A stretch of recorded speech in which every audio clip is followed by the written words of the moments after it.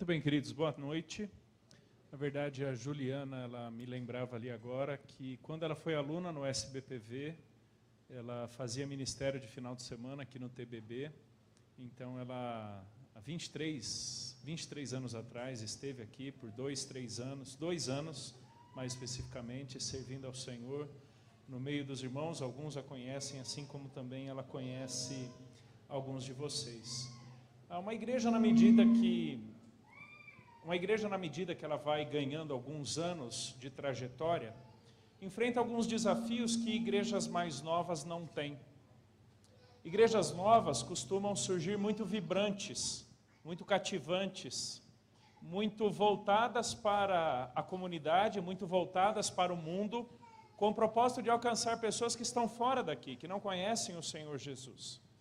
Mas à medida que igrejas se consolidam na sua história, elas ganham a sua identidade, elas se estruturam tanto fisicamente, quanto logisticamente, financeiramente ou ministerialmente, elas tendem a se tornar igrejas voltadas para elas mesmas. São igrejas que se fecham no seu universo, porque estão basicamente providas daquilo que necessitam, para então tocarem adiante o seu ministério. E acabam sendo igrejas que se alimentam ou vivem dos seus atuais membros, dos filhos que surgirão desses membros, ou ainda algumas outras pessoas de fora que possam se achegar a essas igrejas. Não é por acaso que muitas igrejas não têm chegado aos seus 30 anos de idade, porque elas morrem antes disso. Essa é a realidade nos países do hemisfério norte, países onde surgiram, ali onde surgiu a reforma protestante, como Alemanha, Suíça, Inglaterra, Holanda, França e alguns outros, que hoje já são países chamados de países pós-cristãos. A realidade norte-americana diz que a maioria esmagadora das igrejas caminha em franco declínio para a sua morte. São igrejas que se voltaram para elas mesmas e deixaram de pensar para fora. Deixaram de celebrar Jesus e viver o Evangelho fora das suas estruturas ou fora das suas atividades. Não é por acaso que no Brasil cresce assustadoramente o movimento dos chamados desigrejados. Pessoas que por algum motivo, e não entrarei no mérito desses motivos, pessoas que por algum motivo se frustraram com a instituição igreja, que deixaram de se identificar com o povo de Cristo, e então vivem agora o seu cristianismo à parte de um coletivo, à parte de uma comunidade. Como se existisse cristianismo à parte da comunidade. Queridos, Deus nos salvou em Cristo para uma caminhada conjunta, não para uma carreira solo. A verdade mais básica da vida cristã como igreja é que Deus nos reuniu como povo para que conjuntamente celebremos a salvação em Jesus e vibrantemente comuniquemos esta salvação a tantas outras pessoas que não conhecem a Cristo. Mas na medida que uma igreja envelhece, ela deixa de se preocupar além de si mesma para se voltar cada vez mais para si mesma, se esquecendo de onde Deus a tirou e para onde Deus a enviou. Eu quero me valer do texto lá de Paulo, em 1 Tessalonicenses, capítulo 1, uma porção muito significativa do Novo Testamento, que Paulo escreve para uma igreja que ele havia fundado durante uma de suas viagens missionárias, e que o Evangelho chegou naquela cidade com muita dificuldade, com muito sofrimento, por diversos motivos. Perseguições que o apóstolo enfrentou, dificuldades que muitos daqueles novos convertidos enfrentaram, por causa da salvação em Jesus, uma vez que a cidade de Tessalônica, por causa da sua posição estratégica, bem como colônia romana extremamente importante, tinha todo tipo de idolatria. Eram dezenas de deuses, daqueles que nós conhecemos do panteão grego, né? De Poseidon a Zeus, de Atena a Ártemis. As principais divindades eram adoradas ali em Tessalônica. E na medida que muitos daqueles cidadãos eram salvos por Jesus e agora se identificavam com a comunidade de Jesus, eles sofriam perseguições. eles sofriam algumas privações que em algum momento poderia levá-los a questionarem a legitimidade da sua fé ou a importância de permanecer firme ao Evangelho, comunicando esse Evangelho para fora. Ao invés dessa comunidade se fechar nela mesma, pelo contrário, fortalecida no verdadeiro Evangelho, é uma igreja que se volta para fora. E no tema que os irmãos têm seguido ao longo desse mês, igrejas relevantes, igrejas que vivem o Evangelho, não apenas hoje, quanto na próxima geração, Tessalônica tem muito a nos ensinar. Uma igreja que poderia estar fechada nela mesma, mas Deus usou tremendamente para que o Evangelho fosse repercutido em tantos outros lugares. Diz assim Paulo, Silvano e Timóteo, a igreja dos Tessalonicenses, em Deus Pai e no Senhor Jesus Cristo, graça e paz a vós outros. Damos sempre graças a Deus por todos vós, mencionando-vos em nossas orações, e sem cessar, recordando-nos diante do nosso Deus e Pai, da operosidade da vossa fé, da abnegação do vosso amor e da firmeza da vossa esperança em nosso Senhor Jesus Cristo. Reconhecendo, irmãos, amados de Deus, a vossa eleição, porque o nosso Evangelho não chegou até vós tão somente em palavra, mas sobretudo em poder, no Espírito Santo e em plena convicção. Assim como sabeis ter sido o nosso procedimento entre vós e por amor de vós. Com efeito, vos tornastes imitadores nossos e do Senhor, tendo recebido a palavra, posto que, em meio de muita tribulação, com a alegria do Espírito Santo, de sorte que vos tornastes o modelo para todos os crentes na Macedônia e na Acaia. Porque de vós repercutiu a palavra do Senhor, não só na Macedônia e Acaia, mas também por toda parte se divulgou a vossa fé para com Deus, a tal ponto de não termos necessidade de acrescentar coisa alguma, pois eles mesmos, no tocante a nós, proclamam que repercussão teve o nosso ingresso no vosso meio. E como, deixando os ídolos, vos convertestes a Deus, para servirdes o Deus vivo e verdadeiro, e para aguardardes dos céus o seu Filho, a quem ele ressuscitou dentre os mortos, Jesus, que nos livra da ira vindoura. Olha que interessante o verso 4. Reconhecendo, irmãos amados de Deus, a vossa eleição. Naquilo que a igreja era, naquilo que a igreja cria, naquilo que a igreja fazia, e na fama dessa igreja, mundo afora, reconhecia-se a eleição de Deus, ou a separação de Deus. Porque isso é basicamente igreja. É uma comunidade separada por Deus. Não permita que a palavra eleição, usada aqui por Paulo, te leve imediatamente para aquela discussão histórica sobre eleição e livre-arbítrio. O que, lamentavelmente, faz com que muitos se esqueçam o que significa essa separação de Deus. A preocupação de Paulo aqui não é discutir teologia, como nós muitas vezes fazemos nesse termo eleição. Porque na maneira como a igreja vivia, no fortalecimento da sua fé no Evangelho, percebia-se a separação daquela igreja do mundo para viver centradamente em Cristo Jesus. É por isso que então no verso 3, Paulo falará aqui para nós e para aquela comunidade, que ele se lembrava constantemente daquela igreja. Era uma igreja tanto digna de ser lembrada, quanto de ser imitada, porque era uma igreja que havia sido separada por Deus, convertida por Deus, apartando-se dos ídolos, vivendo agora centradamente em Cristo Jesus. Permita-me definir rapidamente igreja. Igreja não é simplesmente a sua reunião, embora a reunião seja uma oportunidade de expressarmos a igreja. Igreja é a comunidade dos santos. Essa reunião linda, vibrante dos salvos em Cristo Jesus, centrada em Cristo. Não é centrada numa pessoa, não é centrada numa atividade, mas é centrada única e exclusivamente naquele que deu seu sangue para comprar a igreja de toda impiedade. Queridos, a realidade mais básica da igreja é que ela existe em torno e por causa de Cristo Jesus.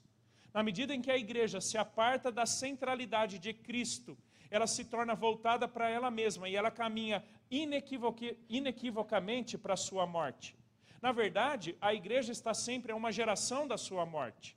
Porque na medida que ela aparta a sua crença, a sua prática, a sua adoração, o seu ensino de Cristo para qualquer outra coisa que não Jesus, ela se torna naquilo que o texto bíblico chama de sinagoga de Satanás. Ela deixou de celebrar Jesus. Então a igreja é a comunidade dos salvos, centrada em Cristo Jesus, e que por causa de Cristo Jesus, há um mútuo comprometimento entre esses irmãos em Cristo. Igreja não é um indivíduo. Olha que interessante, no verso 1, a igreja dos Tessalonicenses.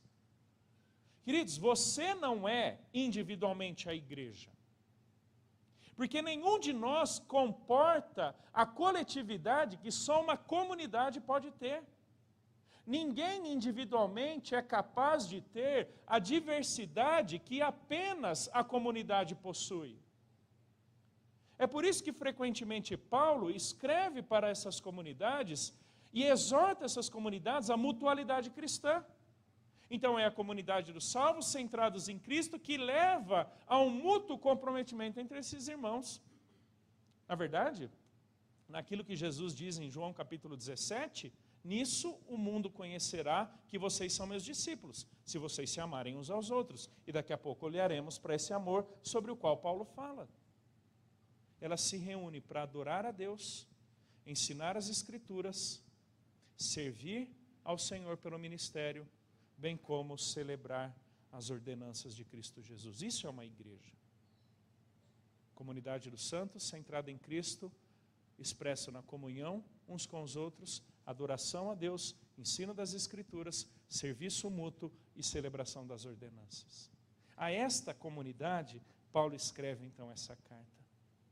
Uma comunidade que deve ser reconhecida, e aqui entra o desafio do pensar na sua relevância, no verso 5, quando fala, porque o nosso evangelho não chegou até vós tão somente em palavra. É uma comunidade que permanece firme e fiel ao verdadeiro evangelho.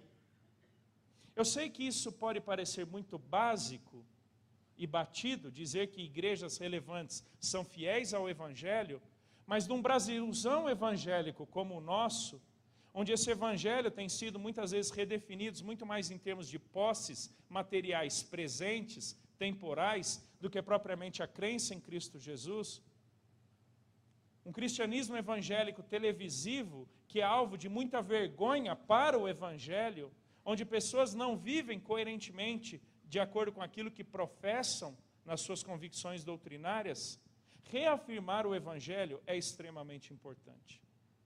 Se você voltar em algum momento sua Bíblia para Lucas capítulo 2, verso 10 e 11, você verá que o anjo, naquela noite em que Cristo nasceu, aparece para os pastores e diz o seguinte: eis que vos trago boa nova de grande alegria.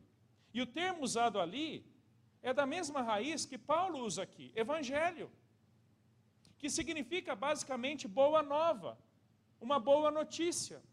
O problema é que para nós ocidentais, notícia é uma informação. Como, por exemplo, você tem uma manchete de jornal. Você tem uma notícia, uma informação. Mas o anjo não estava comunicando uma informação ali aos pastores. Porque o evangelho não é uma informação. O evangelho é, na verdade, uma pessoa. Porque na sequência da fala do anjo, ele diz: Cristo nasceu na cidade de Davi. Qual é a mensagem? Qual é o relato? Qual é a revelação de Deus para o mundo perdido? Cristo. É por isso que Paulo, em 1 Coríntios capítulo 15, vai falar sobre o evangelho que ele pregou aos coríntios. E aí ele define evangelho: Cristo morto por nossos pecados e ressuscitado ao terceiro dia. É neste evangelho, ou seja, é nesta pessoa que está o poder de Deus.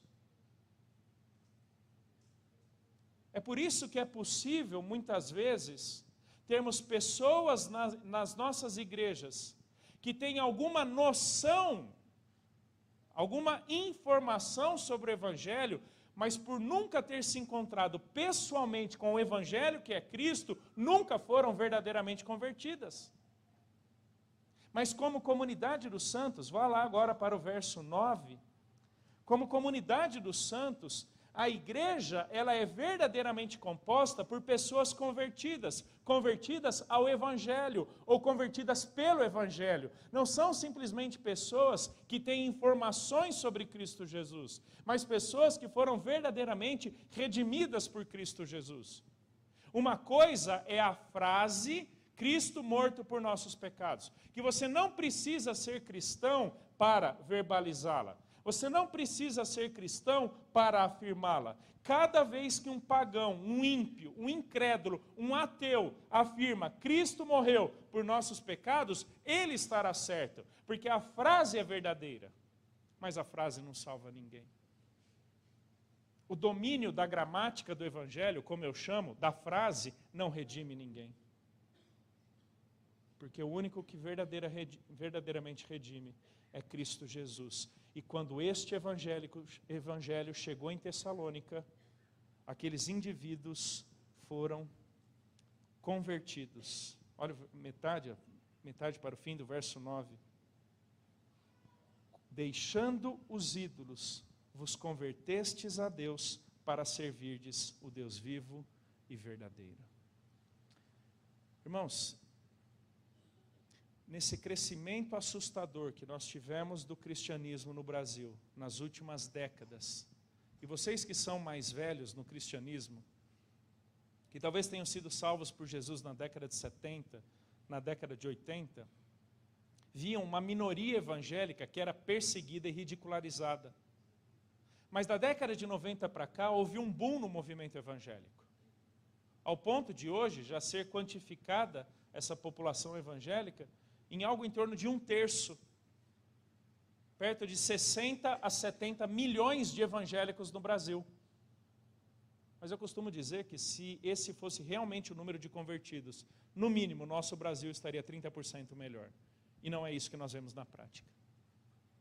A simples informação não salva ninguém, porque o que converte é o encontro com quem é o Evangelho, Cristo Jesus.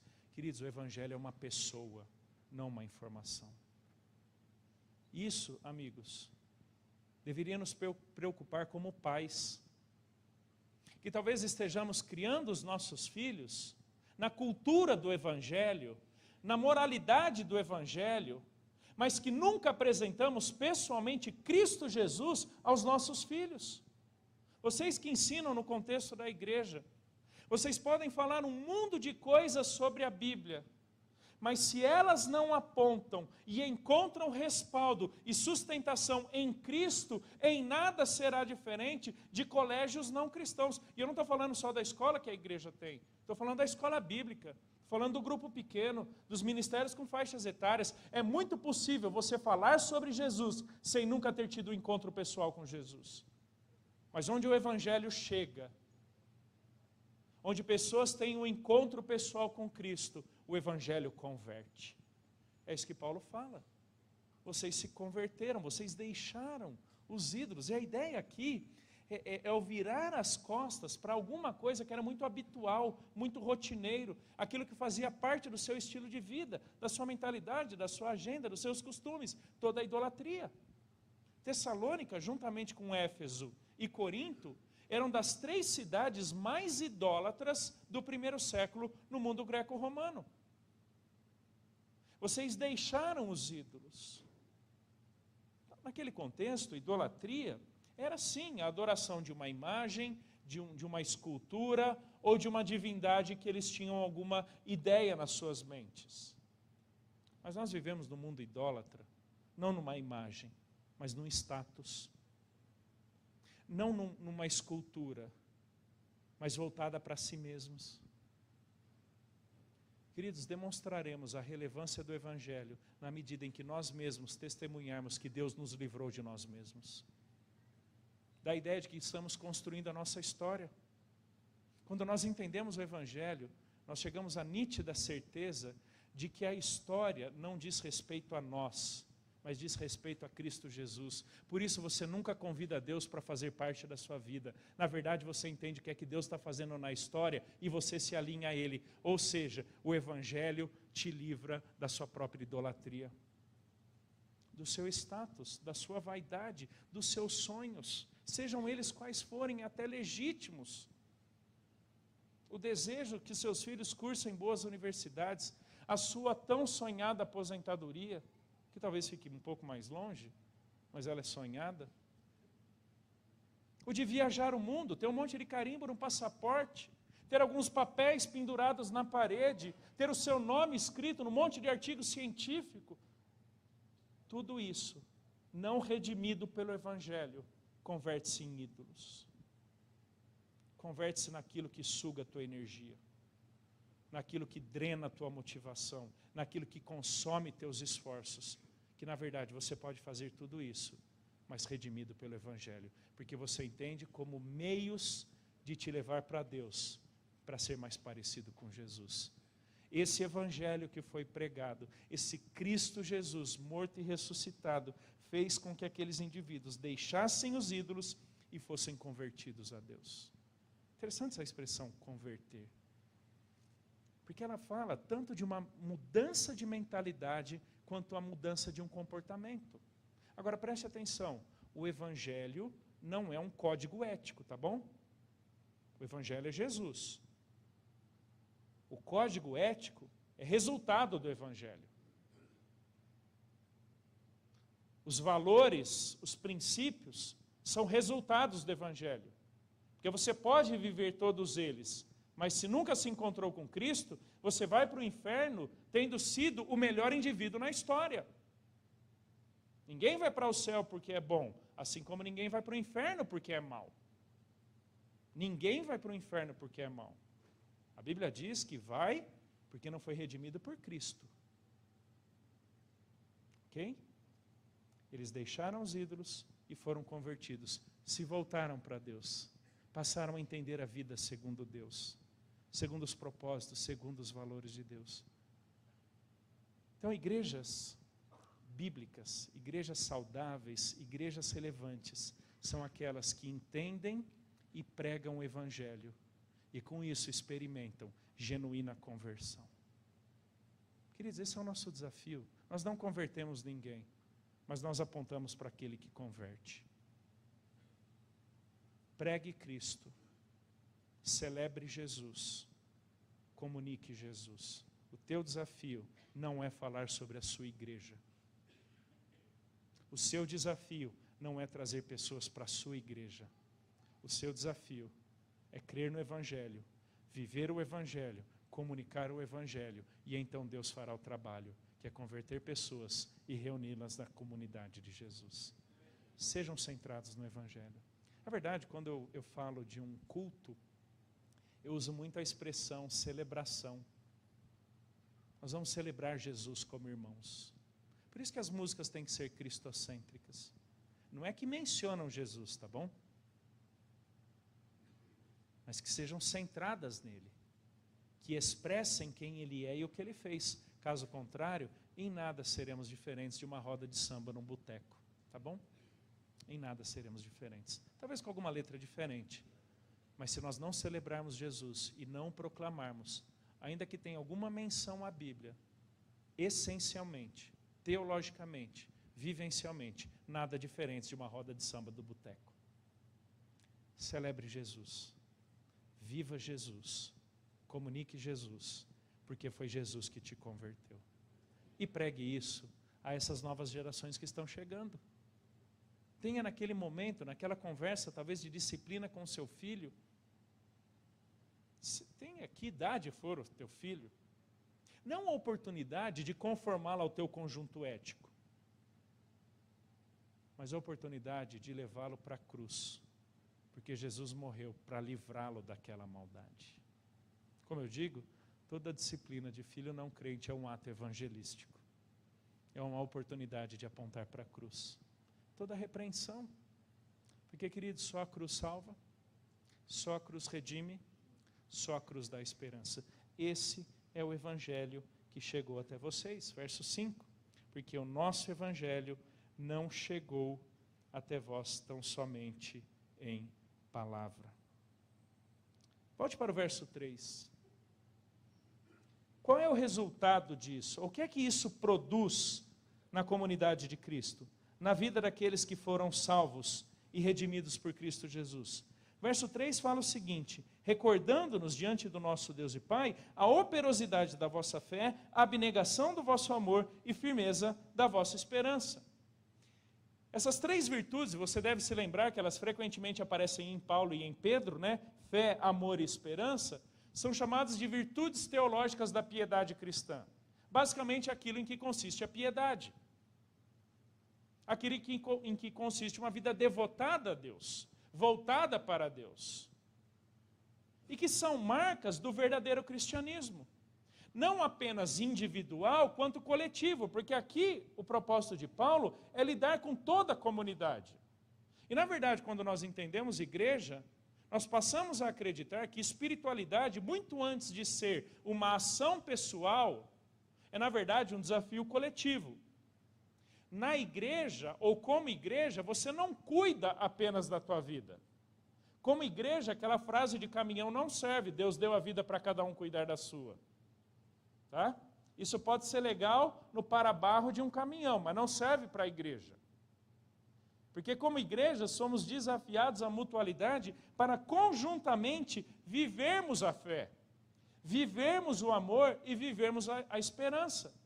E tanto a palavra operosidade, a palavra abnegação e firmeza apontam para a disposição de sofrerem por causa do amor ou por causa da esperança. Algumas daquelas pessoas que foram convertidas a Cristo perderam os seus negócios, porque alguns fabricavam ídolos, alguns faziam negócios reprováveis, e agora salvos em Cristo Jesus, com a mudança, com a conversão, com a mudança da mente e do comportamento, das atitudes, a agenda deles mudou. Os negócios deles mudaram, os relacionamentos mudaram, e com isso eles começaram a sofrer dano, sofrer perseguição, que até algum tempinho atrás, nós evangélicos brasileiros não estávamos tão acostumados. Talvez não tenhamos uma perseguição física nos próximos anos, mas certamente uma perseguição moral, uma perseguição educacional, uma perseguição familiar, que nos leve, então, como igreja, a essa abnegação do amor, a disposição para o sofrimento por causa do amor mútuo e amor a Deus. Normalmente, no Novo Testamento, quando o amor não tem um objeto definido, tanto aponta para o amor a Deus, quanto para o amor de uns para com os outros. Aqui, mais especificamente, por causa do amor a Deus, é a disposição para o amor para uns com os outros. É quando estamos dispostos a nos darmos a nós mesmos uns pelos outros. Isso é igreja, queridos. Isso não é utopia não, tá? Isso não é sonho irreal. Eu entendo e creio que a igreja é a única instituição capaz de experimentar e vivenciar verdadeiro amor num mundo cético como o nosso. Queridos, o mundo sempre foi egoísta, tá? Não diga que na pós-modernidade o mundo se tornou egoísta, se tornou individualista. Ele sempre foi assim. Quando você vai lá para o diálogo de Deus, confrontando Eva no pecado, o que ela fala? Quando confronta Adão, Adão diz, foi a mulher que o Senhor me deu. Quando confronta Eva, o que Eva faz? Foi a serpente. Isso é egoísmo, isso é individualismo. Isso é não estar nem aí com o outro, é não assumir responsabilidades. Desde Gênesis 3, o mundo sempre foi como ele é hoje. Talvez com oportunidades distintas, com alguma intensidade diferente, num ou outro ponto. Mas o desafio do amor sempre permaneceu o mesmo. Tanto é que, nos primeiros séculos, a igreja era chamada de comunidade do amor. E quando ela celebrava a ceia do Senhor, ela chamava esta celebração de festa do amor. da celebração do amor a Deus e do amor uns pelos outros como irmãos em Cristo. Queridos, no cristianismo a liberdade de um não vai até onde começa a do outro. Porque no cristianismo há invasão de liberdade, há invasão de privacidade. Porque isso é genuíno amor, quando vivemos as vidas uns dos outros por causa daquilo em que Cristo nos tornou, igreja. Eu entendo que a igreja, ela não deve ser apenas o local ou o evento para onde você vai ou por onde a sua agenda passa em algum momento da semana. Mas como comunidade de Jesus, até em torno do que a tua vida acontece. A igreja não pode ser um acidente, irmãos. A igreja tem que ser aquela oportunidade em que experimentamos o amor mútuo, o sacrifício mútuo, o serviço mútuo, o dar de nós mesmos aos outros, com o propósito dessa abnegação em amor. Recordo também da operosidade da vossa fé. Interessante essa expressão, porque ela aponta para uma fé atuante, não estritamente cognitiva. Não simplesmente conceitual, doutrinariamente bem expressa. Não, é uma fé viva e ativa. Uma fé que não é celebrada simplesmente dentro da igreja, mas que extrapola a igreja, que extravasa o culto, que é vivida no seu ambiente de trabalho, que é vivida na sua universidade. Lembro algum tempo atrás, numa conversa com uma jovem advogada, que estava lidando com um determinado tema ali no fórum da sua cidade, e conversamos sobre aquele tema, e ao final da conversa ela me pergunta: Helder, diante disso eu dou minha opinião como cristã ou como advogada? Eu falei: querida, se existe distância entre essas duas opiniões, você não entendeu o cristianismo e nem entendeu por que Deus te permitiu ser advogada. Operosidade da fé é uma fé que extravasa as músicas que você canta na igreja. É uma fé que extravasa as mensagens que você escuta na igreja. É uma fé atuante lá no teu trabalho, lá na tua universidade, lá no teu condomínio, nas conversas com os teus familiares, nas conversas com os teus amigos. Porque se o evangelho não serve para absolutamente tudo, então na verdade ele não vale para nada. Porque ele não passa de uma crença intimista, extremamente privada, que não extrapola aqueles momentos particulares da vida. Isso é a operosidade da fé. É quando a fé determina o teu respeito às leis de trânsito. É quando a fé é o pressuposto dos seus negócios, das suas conversas, das suas piadas, dos sites que você acessa, dos seriados que você assiste na Netflix. Isso é a operosidade da fé. E fé aqui significa basicamente um relacionamento íntimo com Deus. A palavra fé tem vários significados no Novo Testamento. Tanto da fé em termos salvíficos, né, salvos por meio da fé, quanto fé como expressão de um relacionamento íntimo e disposto para com Deus, né? Sem fé é impossível agradar a Deus, quanto fé como conjunto de doutrina. No caso aqui, é fé nesse relacionamento íntimo para com Deus. Que não é simplesmente fechar os olhos e levantar as mãos, embora isso possa ser uma expressão de fé, mas é uma fé convicta que te faz relacionar-se com Deus, que embora você não enxergue, a tua vida existe por causa dele. Queridos, igrejas relevantes são comunidades de fé, uma fé operante que extrapola os seus cânticos, que está de conformidade com a doutrina bíblica, mas vai muito além desse momento com a igreja. E ainda Paulo fala, aí no verso 3, firmeza da vossa esperança em nosso Senhor Jesus Cristo. Olha o verso 10. Vocês se converteram a Deus para servi-lo e para aguardardes dos céus o seu Filho, a quem ele ressuscitou dentre os mortos, Jesus, que nos livra da ira vindoura. É uma comunidade de esperança. Esperança não porque no fim tudo vai dar certo. Esperança não porque esta é a última que morre. Aliás, esse ditado popular, ele pode ser muito bonito, mas teologicamente totalmente errado. Na Bíblia, esperança não é a última que morre. Porque em termos práticos, a esperança entra em cena depois da morte. Paulo vai dizer em Romanos capítulo 8, verso 24, que na esperança nós fomos salvos. Esperança que se vê não é esperança, porque como alguém espera o que vê? Ou seja, se você enxerga, você controla. Se você vislumbra, você é capaz de lidar com variáveis. Mas a esperança nos extrapola, porque ela está fundamentada em Deus e não na nossa expectativa. Uma comunidade de esperança é aquela que vive intensamente para aquele encontro específico com Cristo Jesus. Os irmãos estão como igreja celebrando 23 anos. Que bom se não chegasse aos 24. Porque Cristo voltou antes. Entendeu o que é esperança? Que bom se ela não chegar aos 50. Não porque ela morreu, mas porque ela se encontrou com Cristo. E sabe o que eu acho interessante? O contexto do verso 9 é o que dá base para o 10, a esperança. A esperança nos livra do mundanismo. A certeza de que um dia estaremos diante de Deus e do Cristo ressurreto nos ajuda a viver uma vida totalmente distante daquelas coisas que são passageiras. Aquilo que Paulo fala em Colossenses 3, pensar nas coisas do alto, buscar as coisas do alto, onde Cristo está, não as da terra. Isso não quer dizer que você vai abandonar o seu trabalho? Isso não quer dizer que você vai abandonar o seu lazer? Isso não quer dizer que você agora vai ficar sentado esperando Jesus voltar, como alguns dos monges fizeram, indo para o mosteiro.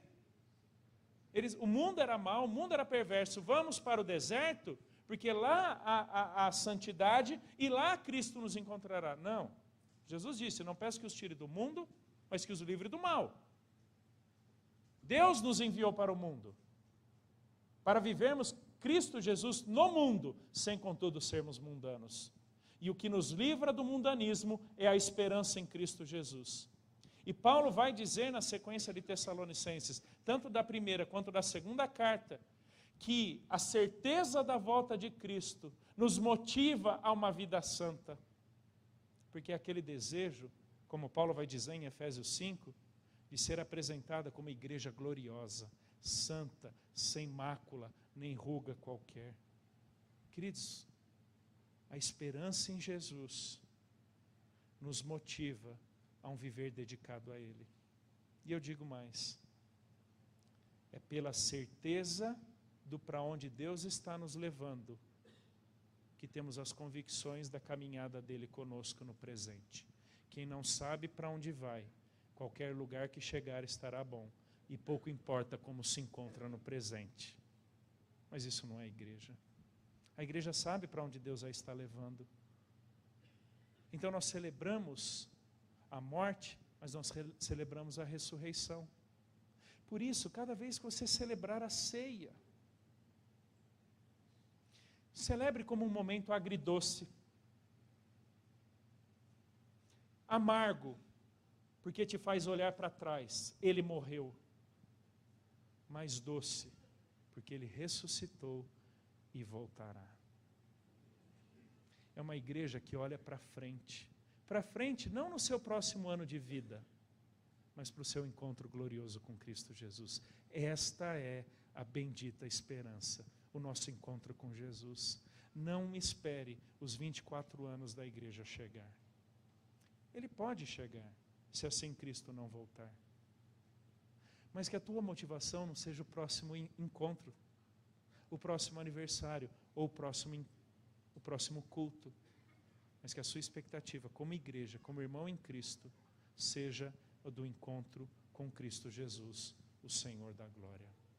E queridos, num mundo cético como o nosso, materialista, da mentalidade do aqui e agora, como é difícil ser uma comunidade esperançosa, não é verdade? A gente mal enxerga amanhã. Aquilo que Jesus fala, não andeis ansiosos com coisa alguma. Na verdade, o trabalho, a saúde, a comida, a aposentadoria, tudo isso consome a nossa mente e as nossas energias de uma tal forma. Alguns planos de igreja, alguns sonhos de igreja, consomem a igreja de tal forma a perder de vista o encontro com Cristo. Eu diria que é essa bendita esperança que deveria pautar nossos valores como igreja. Vamos fazer isto porque é a melhor forma de alcançarmos o mundo ou edificarmos os crentes para o encontro com Jesus. Porque se o encontro com Cristo não é a razão última, não somos diferentes de uma ONG, tá bom? Uma ONG pode fazer isso tão bem ou até melhor que a gente. Uma associação pode fazer algumas das coisas que nós fazemos, ou até melhor do que a gente, mas nenhuma delas é capaz de fazer por causa do encontro com Cristo. Então, quando ensinarmos crianças, quando pregarmos a palavra, quando cantarmos, estamos fazendo o melhor possível para apresentar pessoas mais perfeitas para o encontro com Jesus. Comunidade da esperança, onde pessoas quebradas são restauradas, onde pessoas manchadas por seus pecados lá de trás são renovadas em Cristo, porque ganharam uma nova esperança. Fé, esperança e amor. E por fim, que eu tinha esperança que aquele reloginho quebrava, mas não quebrou. Por fim, Paulo diz o seguinte no verso 6: com efeito vos tornastes imitadores nosso e do Senhor, tendo recebido a palavra, posto que em meio de muita tribulação, com alegria no Espírito, de sorte que vos tornastes um modelo para todos os crentes na Macedônia e na Acaia. Porque de vós repercutiu a palavra do Senhor, não só na Macedônia e Acaia, mas também por toda parte se divulgou a vossa fé para com Deus, a tal ponto de não termos necessidade de acrescentar coisa alguma. Uma igreja voltada para fora. É uma igreja que está no mundo, que vive no mundo, para refletir a luz de Cristo Jesus. Lembra de Filipenses capítulo 2? Assim, Deus nos colocou como luzeiros do universo, no meio de uma geração corrompida e corrupta. O mundo é mau, mas foi para o mundo que Deus nos enviou. Jesus disse em Mateus capítulo 5, assim brilha a vossa luz, para que vejam as vossas boas obras e glorifiquem o vosso Pai que está nos céus.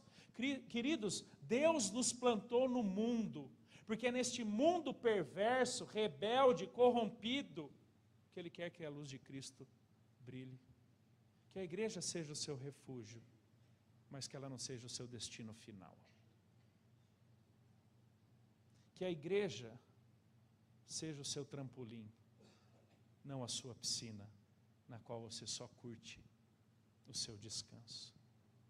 Se encontre com a comunidade de Jesus, mas tenha certeza que é lá fora que Deus também quer você brilhando. É o sal fora do saleiro. É a luz brilhando em lugares sombrios. Não pensa que aqui Paulo está falando só de missões, como alguns tentariam pensar, do outro lado do mundo. Como eu costumo dizer, é do outro lado do mundo, mas é também do outro lado da rua. É naquela tribo remota, mas é na mesa de trabalho do lado. De vocês repercutiu. É interessante aqui a palavra repercutir, porque era uma palavra usada para tocar um sino. Você já viu como o som de um sino reverbera? O que Paulo está falando aqui, houve um movimento crescente de reverberação da conversão de vocês. Com muita sabedoria e com algum cuidado, eu quero contrariar aquela ideia que muitos têm. Não chegue chegando. Já ouviu isso? Não, você é cristão, mas não chegue chegando. Já ouviu isso? Vai devagar, não se identifica no início. Não se identificar no início é, na verdade, não entender qual é a tua identidade em Deus, em Cristo.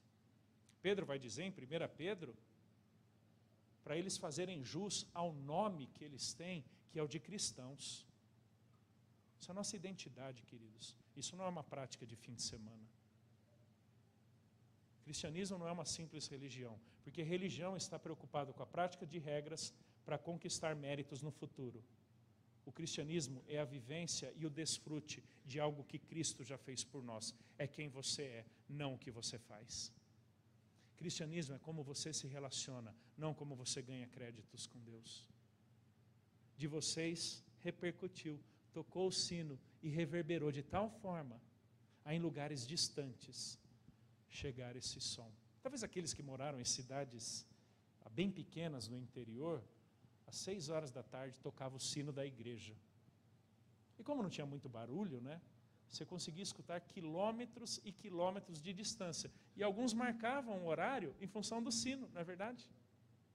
Reverberar. A minha oração, queridos, é que a vibração contagiante que eu vi dos irmãos aqui cantando no início desse culto contagie os mortos que estão lá fora. Que vocês sejam cativantes não só para quem vem visitá-los de vez em quando, mas que vocês sejam cativantes com aqueles que estão do lado de vocês todos os dias. Que de vocês se repercuta o Evangelho. E então essas pessoas se voltem para Deus. Tornem-se modelo. Modelo não como a igreja mais seguida no Instagram. Não como a igreja que tem o diálogo mais agradável com o visitante. Mas como a igreja que é fiel ao Evangelho.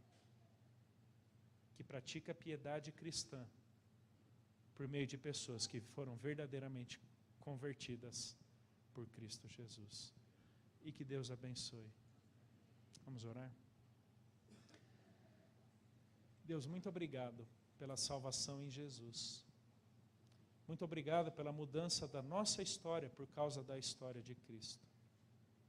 Mas eu peço, Deus, que nos ajude, por meio de vidas fiéis, igrejas cristocêntricas, repercutirmos esse Evangelho em lugares muito distantes, mas em lugares extremamente próximos, como talvez o bairro aqui, talvez a cidade, talvez a empresa onde alguns trabalham, o prédio onde alguns moram. Que o Evangelho seja reverberado pela vida desses irmãos aqui. Muito obrigado, Deus, por esses 23 anos de história.